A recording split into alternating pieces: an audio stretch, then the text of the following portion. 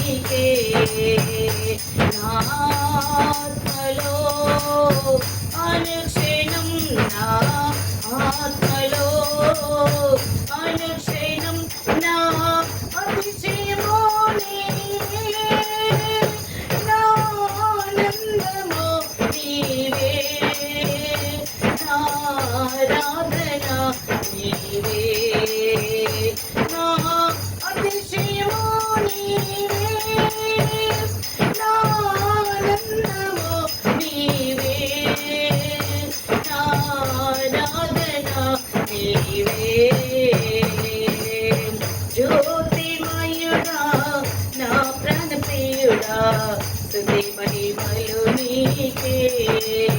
జ్యోతిమయుడా నా ప్రాణప్రియుడా స్తుతి మహిమలు నీకే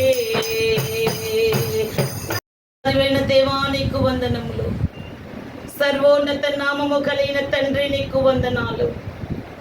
సర్వకృపానిధైన దేవా నీకే వందనము స్తోత్రములు మహాగణుడా నీకు వందనాలు స్తోత్రములు ప్రభా భూమి ఆకాశములకు సృష్టికర్తవైన దేవా నీకే వందనము స్తోత్రములు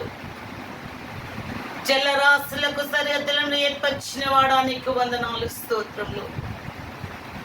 సమస్తమును సృజించిన దైవమా నీకు వందనాలు సమస్తమునకు ఆధారభూతుడైన దేవా నీకు స్తోత్రములు ప్రభా హల్లెలూయా హల్లెలూయా హల్లెలూయా నా తండ్రి నీకు వందనాలు మా ప్రియుడా నీకు వందనాలు స్తోత్రాలు నీతికి ఆధారమైన దేవా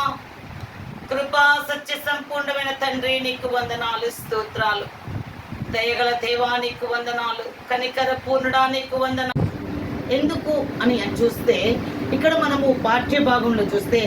ఆజ్ఞ దీపముగాను ఉపదేశము వెలుగుగాను ఉండును హల్లెలూయా ఈ అంతరంగము దేని చేత నింపబడాలి అని అంటే వెలుగు చేత దేవుడు అన్నాడు వాటిని ఈ వేటిని ఆజ్ఞను దేవాది దేవుడు మనకిచ్చిన ఈ ఆజ్ఞను మనము ఏం చేయాలంట ఎల్లప్పుడూ కూడా హృదయమందు ధరించుకోవాలి మెడ చుట్టూ కూడా వాటిని ఏం చేయాలంటండి వాటిని కట్టుకోవాలి అని ఇక్కడ లేఖనం సెలవిస్తూ ఉంటుంది అంతరంగము కూడా వెలుగు చేత నింపబడాలి అంతరంగము అంధకారమయము కావద్దని చీకటిమయంగా ఉండవద్దని దేవాది దేవుడు తలంచి ఏమంటున్నాడు అని అంటే ఇక్కడ ఆజ్ఞ వెలుగుగా ఉంటుంది కాబట్టి